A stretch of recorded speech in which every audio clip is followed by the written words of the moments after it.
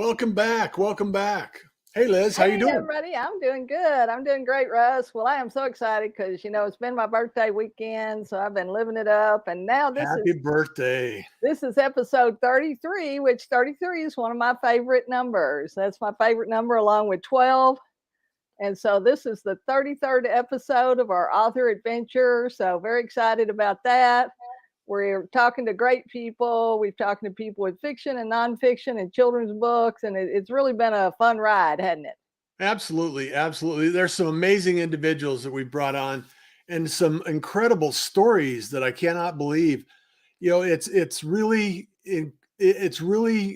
mind-boggling when you think about each and every journey is so different. And we're going through our own journey right now. We're getting ready to publish a book, and I look forward to that. And we're going to be in Austin here shortly, and at the library conference, and looking forward to some adventures together. And actually, we get to meet in person. Actually, we've never Right. met in person, face to face. That's right. That's right. So Russ and I have never met before. We just met online in a business group and decided we should do this stuff. He kept encouraging me to do these live streams, and I finally gave in after I should have been doing it a couple of years ago. But we're here, and we're author adventure, where we're talking about the 5 secrets to success and the art and business of publishing. And we're gonna just jump on in. We do have our book coming out of the same name, so be looking for that on Amazon, Barnes and Noble, and other places. We'll be loading that this week and launching that over the next couple of weeks while we're at the library conference. And instead of taking the time, I want to do the interview with David because I'm excited, Russ, because David is a longtime friend. He was my neighbor. He has a younger sister, and her name was Lisa Diane Wallace, and my name was Elizabeth Ann Lawless. And so they always called me Lisa, and they called her Liz. And we just got where we just said, yeah, that's my name, when they couldn't get it right. So Well, we I'm got really a ton excited. of information here, and I'll bring up the slides, and you two can actually. I'll bring David on board, and Okay, let's just go through this process, Liz. let's do it. Let's do it. Welcome aboard, David. Oh, hi. How's everyone? All right, we're doing great. So this Doing is great. David William Wallace, and David is he has lots of background in history, but basically spent what most of your life as a psychologist and as a media professional, multimedia, doing videos and Emmy shows and documentaries in the healthcare field. Then when you retired, is that when you started writing, or that's kind of how we always start? How did you start your writing journey, your author journey? Well, after I retired, I had an idea about books and writing books I wanted to write for a long time. So Uh-huh. it took me about 4 years to write Paradis Rue, and it was all because of things that had happened to me in my life, Uh-huh. and I really was able to spend the time that it takes to write it. Like I Right, say, and to do it right too. Yeah, because that's the thing, you've got to understand the background and the research and the characters, because you want it to be real for people. And I think apparently, I've read through some of the reviews, and you were able to do that. So well, uh, that's very exciting. you know my wife Sherry. Sherry and I, after our boys were gone, and we had boys that were 9 years apart, and they Uh-huh. played ball. And when they finally graduated from college and graduate school, we looked at each other. We didn't really have anything in common except snow cone stands. And I asked her if she would learn to play golf. One thing for me, and she Uh-huh. asked me if I'd learned about French Impressionist art because she's Oh, okay. a painter and loves to paint. Right, right. Fabulous painter. As a psychologist, I studied French Impressionist arts for about 10 years. So we went to every major museum in the world and Uh-huh. learned to love it. And Yeah. so it gave me an idea about a book to write, a Uh-huh. historical fiction book about French Impressionist art. And by the way, Sherry's a pretty good golfer. Pretty good golfer too. I know I've been trying to get y'all to come to Dallas and play golf with me here, but because y'all are over there in Georgia, so they're over in Georgia now, and They've got a lovely son there, Stephen, and his family, and so I know you enjoy spending time with the kids. And David's in Phoenix, or where's he at? New Mexico or somewhere? I'm sorry. Davey, where's Davey? Davey's He's in Phoenix. It's the same in place Phoenix. Russ is. Yeah, so I was thinking he was in the same place Russ is. So that's great. Well, I think Russ is going to put up some slides for us, and we'll just walk through these a little bit. So this is a little background stuff. I kind of I don't know where you got that one. That's was my wife and I both were from Texas originally, as Liz said, and in fact, one of my great uncles was a Texas folk hero. Yeah, that's Bigfoot Wallace, one of the first Texas Rangers. So that's right. me, like a Texan. That's great. So yeah, so I'd like to show that photo there, and then and David actually went to school, and then like many guys his age, he got drafted, and so he was in the service. But before that, this happened right before that, didn't it? Yeah, I was at the Kennedy assassination, and Yeah, that's me at Love Field. If you look down close to where the officer is, you'll see President and Mrs. Kennedy. Right. And then we followed the motorcade over to Parkland Hospital, and I was at Parkland Hospital after the president was assassinated, and was actually close enough to reach my hand down and get a rose from out of the limousine. So I've testified now at the Sixth Floor Museum, been flown out and done oral histories. It was quite a thing to happen to a 17-year-old kid. Right, for sure, for sure. Well, you know, my rodeo cowboy that I work with, he was one of the first 8 African American in the Presidential Honor Guard with Mr. Kennedy. And so he has these great stories about John, where John had him move to the end of the row so he could walk down and stand there while they folded up the flag and talk to Cleo, because he was so interested in rodeo and cowboys in Texas. It's a long story and not one for this thing, but I was the last person that wasn't a medical professional to see the president after he was shot. Wow, to see I saw the president's wound, and wow. Testified about that long before the Zapruder prints were made. But that's right. Yeah, well, we'll talk about that some other time for sure, because I'd be interested in that as well. So here y'all are. This is you're going off, I guess, and there's your lovely wife Sherry. I went to artillery OCS, and this is the day I graduated, and then I got a branch transfer into nuclear missiles. Right, that's right. I was a nuclear missile commander. Well, that's kind of a I don't know if that's a scary thing or a good thing. I'm glad somebody and I love this picture because you had a book in your hand. Of course, I always had a book in your hand. I think you were probably always a little bit like me, always studying and wanting to learn something new, weren't you? Yeah, I was. And this picture I sent home to Lisa from OCS. So and Sherry. So yeah, I've always been studied and got really deep into things I got into. Right, for sure. So so great fun. For me when I was young. In uniform there, and then you got out. You went back to school, right, and got your master's and your PhD and stuff in psychology. Is that right? In fact, I'm still licensed in the state of Texas. I've been licensed as a psychologist now since 1979. Yeah. Do you think that helped you write? Do you think that helped you understand characters better and develop characters more? Yeah. Yeah, in especially in the Paradis Rue book, because the French Impressionist artists were a weird sort and really interesting. Yeah. So, well, of course, you know why I threw this picture in here, because this is all the family, and I loved your David's mother and dad. His dad Bill and his mom Ruth. You know, I would come out the door, and all I ever said was, "Hey, baby, how you doing today?" I mean, I heard that.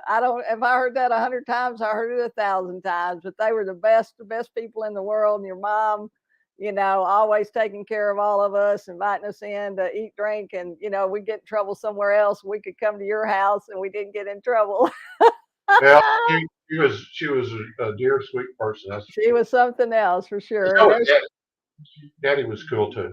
Yeah, your brother Rick there, and your sister Teresa there. And, There's, yeah, your studio thing. I wanted to throw that in, and we'll talk about that maybe a little bit toward the end because I do want to talk about the book here mostly. But like you say, you've been in the television business. You won some Emmys, some awards, and what was 437. that like?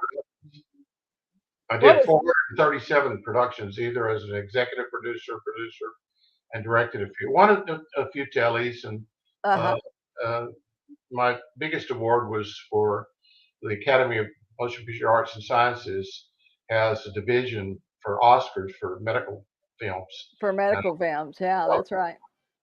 Great, great. Yeah, and that was was Florence Nightingale. That was a yeah, documentary on that was, Florence Nightingale. Okay, right. And I love this. So, and if anybody ever comes to our house, these things weigh a ton. I could beat them over the head with them. that's right. You don't have to worry about criminals. You got your weapons ready. I think at our house it was a baseball bat, of course, because Daddy was a coach, baseball coach.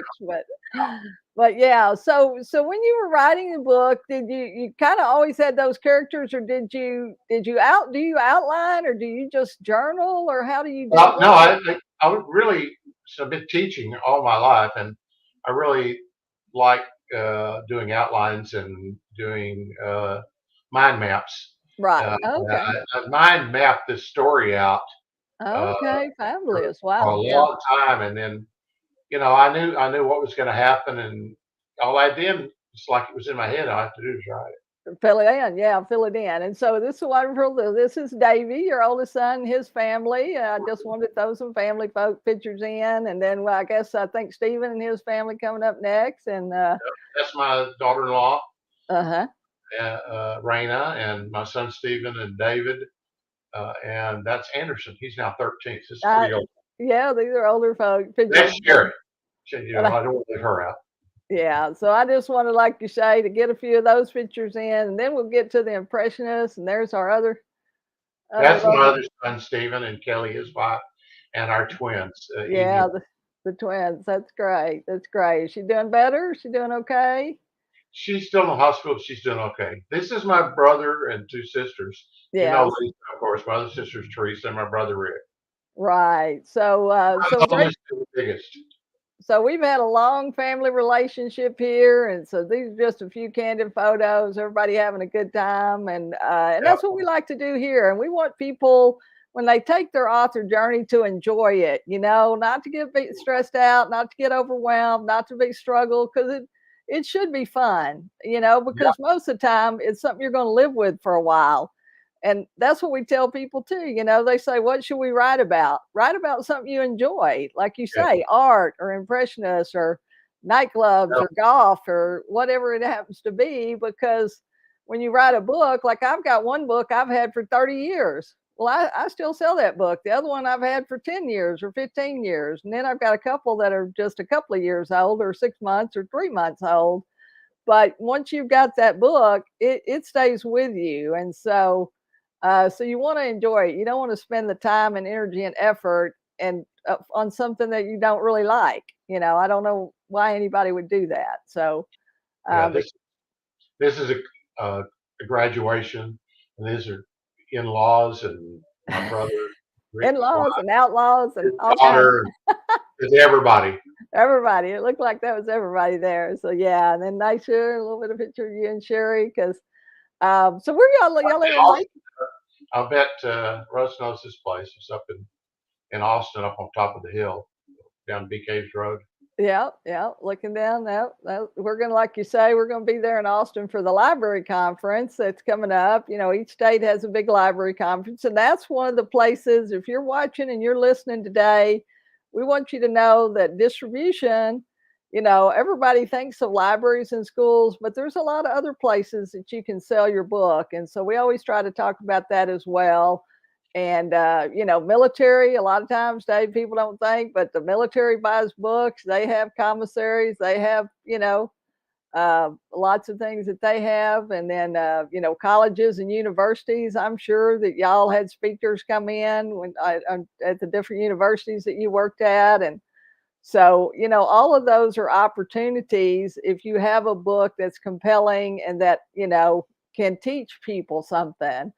And there we are. Yep, there's David and Sherry, and so you got your book framed. I love that. Well, that actually is an original piece of art. The publisher wanted to produce the cover, and I said no. I mean, my wife is a French Artist, right? painter, and so she painted the cover, and then Uh-huh. she, several other pieces that. Uh-huh. So we really did this together. It's great when you can do things together. Right, right. It really is. It really is. I've got another friend, our former pastor, and he's just retired and they've moved over to Tennessee. But he says it's so nice that him and Jane, they like hiking, they're Sherry, volunteering at the college. Sherry, Sherry studied art on her own. She's a natural talent, and Hmm. she liked French Impressionists. This is a Van Gogh, so Yeah, yeah. she copies them. This is an original oil painting from Sherry. That's a Uh-huh. copy of Van Gogh's irises, and we Irises. actually flew to the south of France and looked out the window where he had been institutionalized, Uh-huh. and saw the irises along the Right. road so that she could Wow. get the right colors. Right, I think she's right. very good. Yeah, she is very good. She's excellent. She's excellent. We'll have to have her come on and talk about her art. There's this is a picture that she dreamed of what the central character of my book is. Her name is Josay. And it's Uh-huh. kind of weird that a guy like me would write a book about a young woman, but I Uh-huh. feel like she was my daughter and I knew her very well. Uh-huh. So Sherry, this is how Sherry perceived Josay, and she did 2 or 3 pictures of Josay. Yeah, that's great. That's great. I love it. Yeah, and that's the other thing. You need all of these kind of things for promotion and marketing and just to give people that additional information so they can engage with your character and with you as the author and with your books and stuff like that. So, You're exactly right. I mean, and people love. There are a lot of people who love Impressionist art. right. This new thing that's come out with Van Gogh. Um, Uh-huh. you go and see Van Gogh, all of Van Gogh's. It was just a wonderful success. Huge, huge. They had it right across the street from us or from our church downtown, and they were sold out every show, way Yeah. ahead, like 2 or 3 weeks ahead of time. And You now they've couldn't. done Monet. Monet is going to be next. So Yeah, I mean, we understand why they're so important. And popular.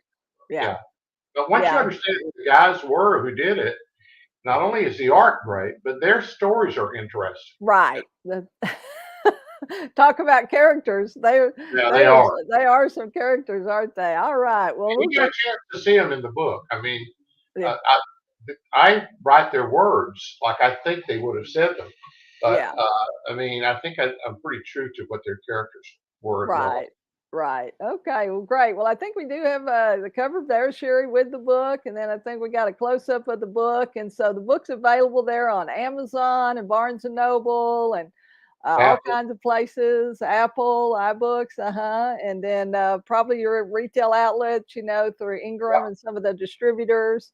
Mhm. So go check that out. It's Paradis Rue. It's David W. Wallace, PhD. And I'm spelling that Wallace, Wallace, because we get also pull this as a podcast. So maybe somebody's just listening and they're not going to see your name on the screen like everybody else is seeing it. So, well, that's great, David. Well, tell us a little bit. So it took you 4 years to write, but did you like you say, I outline too. That's how I do it. I always start with an outline and then I just fill in. And if I get stuck, then I go write one of the other chapters. Well, you asked me is, the writing part is easy for me. Uh-huh. I can sit down and write 2 or 3 chapters at a sitting. Yeah. What Uh-huh. was hard for me and what took so long is the editing Right. and getting the story right, just the way I wanted it, and making my characters say exactly what they needed to say when they said it. So a lot of Did, people who want to write a book, they think, well, they have great ideas, but it's really the editing and the work that you put into making the book cohesive and uh, like we used to say in television, a donut, so that it has a start and a middle and an end. It right. doesn't just you can't just get it started and not have Then, any idea what's going to happen at the end. So right. Then quit. that's the hard part, I think. Right. Yeah, I think so too. I think so too. And especially for fiction. It's a little bit easier for nonfiction because, it's a little more direct and going and you're not back and forth, or you're not maybe having some memory, or you're not, you've got so many different characters that sometimes, and especially if their names, like I'm working with a lady right now who's writing a Christian fiction, but she's using some Greek names. And so it took a while, to kind of get used to the names. And so at first it's a little bit, it's a little bit awkward. So you got to be careful and you got to think about that from the reader's perspective. What is the reader going to do? How's the reader going to be perceiving this? And if And you're going to take on a subject like French Impressionist art, you got to know a little bit about French. I had French right. in school. I had 3 years of French in college, and even though I have the Texas accent, Uh-huh. when I went to France, they all loved it. I can speak it and understand it, but I Uh-huh. do it with a Texas accent. They think that's great. But Right. you really have, you can't just dive into a subject that's a technical subject without at least some idea, like in my case, of what the culture was like in Right. France, Yeah. what language is like, what traditions are like, and Right. it was wonderful fun though experiencing all that. I Yeah. wouldn't say that's hard stuff. Right, right. Well, so the story's about a young woman basically that comes to Paris with nothing really, Yeah, basically, and she's struggled and she's been poor and she's had some, some tragedy, and but she begins to make her way and she begins to meet these different people. Is that right? And yeah. so, Well, my original idea came on an airplane one night, and I thought reading some books about Toulouse-Lautrec actually, and I uh, was wondering what it might be because Lautrec especially would go down to Montmartre and find these really indigent young women and get them to model for him. And I was right, wondering, we never know anything about any of these models. Where did they come from? What is their right. story? What is And their so story? I invented a story about where a model could have come from Yeah, and what could have happened to her. And it sounds weird for a guy my age to be thinking about that. But, I mean, I really saw her as a person, as a daughter, as a person that right, you care about in there. And it just turned out that she was good at a lot of things. right. And had in my book, she's a model and she's a business person and she's And she brings people together and she yeah, and entertains and yeah. that was and I think for the me generation and for the women's movement, she's a really good role model for what a young 17-year-old who's thrown into these terrible circumstances can do with their life. Right, right. That there is opportunity no matter what, and that that you can make your way and you can, no matter what your circumstances are, you don't have to stay in that circumstance. Yes, And as especially if you're you know, smart. as a psychologist, I imagine what she felt and how she felt inside and what kind of trauma she was going through and what she saw in other people. And I Mhm. mean, it was a great adventure for me. Right, right. Yeah, I know it was. I know it was. Well, what would you do you recommend that people do some research, or that, like you Oh, God, say, yes. that they, because that's the big part of it, isn't it, too? And like you, Well, it is for historical fiction. I mean, any kind of fiction, yeah. Historical fiction, especially, you got to know a little bit about it. And even though right, in my book, honestly, it's stretched pretty thin. Toulouse-Lautrec was a lot younger than Renoir and Van Gogh, right, and but they appear to be together in Montmartre.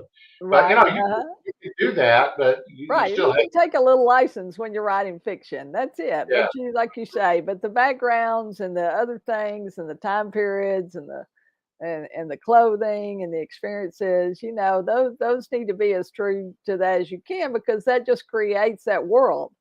yeah. You're creating a whole different world for people, and they want to jump into that world because they really want to escape from their own personal situation. In a lot of cases, people do Well, and bring. I had written 3 or 4 books before, Mhm. children's books, Oh, okay. about our squirrel and Rexlawn. My dad had a The rabbit squirrel. Yeah, my dad had a squirrel he called App App. I don't know if Right. you remember that. I remember. And I wrote 4 stories about App App the squirrel on Right. Rexon, and that's what I stuck my toe in the water. Uh, doing that, and then my kids and grandkids loved them. And Right. then Yeah. I never did anything with them, but Well, we now ought I'm to do writing. some. We ought to do something with those books. Well, I might send you one and let you look at it. You might enjoy it since you know App App and you know my dad. Yeah. Yeah. You That's probably had great. App App in your yard too. We did. Yeah. His he name would is he would just run over the fence back and yeah, forth. App App, and his wife was Chi Chi, and he had 2 kids, Woo Woo and I love it. I Bam Bam. love it. Anyway, and now I'm writing a book that's more what you might expect. The book I'm writing now is about being overseas in Korea during the Vietnam War, and it's a comedy. So Okay. Okay. yeah, Yeah. so That's great. I'm having a great time doing that. It's completely different. Well, and I'm telling you, I know that people have asked you, is there going to be a follow up to Paradise too, Rue? I have, and I have a great idea, and I have a story, and I think he's going to bring Josay to America, and Uh she's going to meet Rodin and huh. get into sculpture, and she's going to wind up in San Francisco at the Palace of the Legion Fine Arts. But once again, Right. I got to one thing at a time. I don't know if I might live long enough to do this. Excuse I me. have had a lot Yeah. of people wanting because I Right. kind of left José on a road going home with a child and no future. Right, for a future opportunity. Well, the book is available, like I said, at Amazon, and it's there on the screen. You can search it. It's Paradise Rue, so that's No, Paradise. It is Paradis. No E. No E, no E. I'm sorry. I was going to And a ask lot you. of I meant to people ask said, you. David, shouldn't it be Rue de Paradis? Well, Uh-huh. it's not about the road of Paradis because Jose's last name is Rue. Right. So the name of her nightclub that she starts is the Paradis. So it's Paradis and her last name. People Right. have written me and said, "Oh, don't you know that you don't say Paradise Rue? It's Rue de Paris." Yeah, I I know. love it. I love it. Well, like you say, it's your book and it's your character, and so once they start reading, they'll understand completely. I think. Uh, so that's the thing about it, and that's what's really good. Well, David, if you had to give somebody advice that maybe starting out, because a lot of the people watching our show, they're thinking about writing, or maybe they got some ideas in the back of their head, but they just haven't done it for some Well, it's reason. just like you, Liz. I have a group of four of us. Uh huh. Uh, one guy has written 4 detective mystery novels. Uh huh. Another is a script writer for me, and a television writer that has Hmm. written a wonderful book. And we reviewed each other's books, and we edited each other's books, and we talked about what we were doing together. Right. And then I had a wonderful editor who edits once again through my connections from television. Uh I knew huh. people who could write and edit. So we Yeah. formed a little group and we nourished each other. Right. So that's it. So I hope y'all are listening. And you heard that nugget there that David just dropped. Get in some kind of group. Find some other people who are writing. Doesn't have to be the same thing you're writing about, but just as long as Oh, they're writing and they have some experience, or they come maybe from a little different point of view, because you want to have that opportunity to talk and discuss and say, well, I think this and I think that, and well, that didn't quite make sense to me. Well, how did she get there? What happened before that? And there are all well, I those can things. definitely recommend Otis Scarborough's books. He's Hmm. written 4 mysteries, and Christine Jensen's book Okay. is a wonderful book. So, I mean, we support each other in many, many ways still. Yeah, So, that's great. And then maybe we can have them on the show here later on in the summer. So I'll get those names from you, and we will, because we want to. The other thing we want to do is introduce people to different authors and different genres and different stories, because it is important, and everybody we feel like everybody has a story and that we need to be telling our stories. And sometimes, we can tell them directly, and sometimes we need to tell them through, fictional stories, just, because, and sometimes we just want to entertain people, sometimes we want to inform people, sometimes they need good, you know, um, practical, step by step things that they can do to improve their lives or be more successful or be more happy or, have a better relationship, whatever that might be. And I books wish do I that. wish it were always fun, Liz. Sometimes it's not fun, especially the editing part is not as fun as Right. you'd like. But sometimes I could just sit here and write and just go into another world. And I've told people it's really nice where everybody does what you want them to do. Right. That's right. What I You want can them to do, you they can do tell what I them. want them to do, and they have no choice in that. Well, and I like.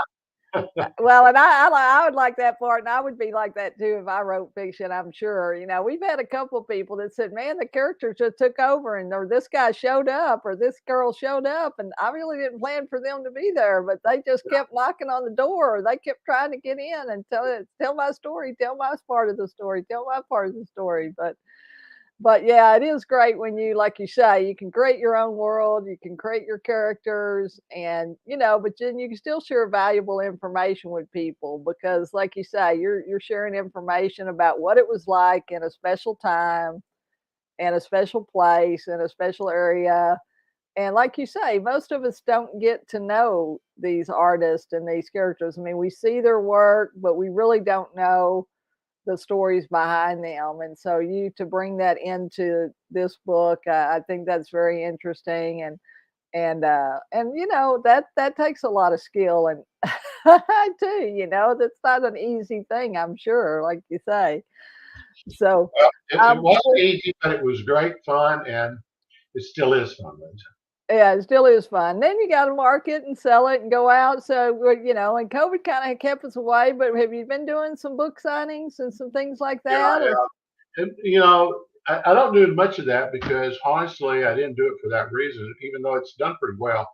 Uh, I I like to play golf and I like to travel. We just got back from Spain and Portugal, uh-huh. and Oh, you know, okay. now I'm so crazy. I've been everywhere in the world, and there's still not enough places to go. So, Well, that's it. no, That's it.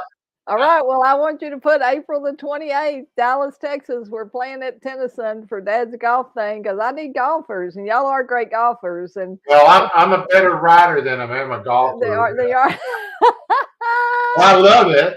This is Masters Week in Georgia. I know it. Yeah. So you're having a really great time this week for sure. Well, TK is watching every stroke and they're on the TV and every time they miss one or every time, Well, make sure you tell him I said hello. I will for sure. And I'm sure he's probably watching and listening. He doesn't usually jump on and talk very much, but, or comment, but he does watch and tell me later, that he was watching. But yeah, he plays a couple of times a week if he can. And so at least once a week, every week he playing still. And but it's a great game and it's frustrating. And it's kind of like writing, there are great things about it. There are I frustrating like things. golf. I like golf so much, and I play so much of it. Why don't I write a book about golf? I said, well, because it would be like my golf game. It wouldn't be worth reading. It'd be too frustrating. But it's fun. It's fun.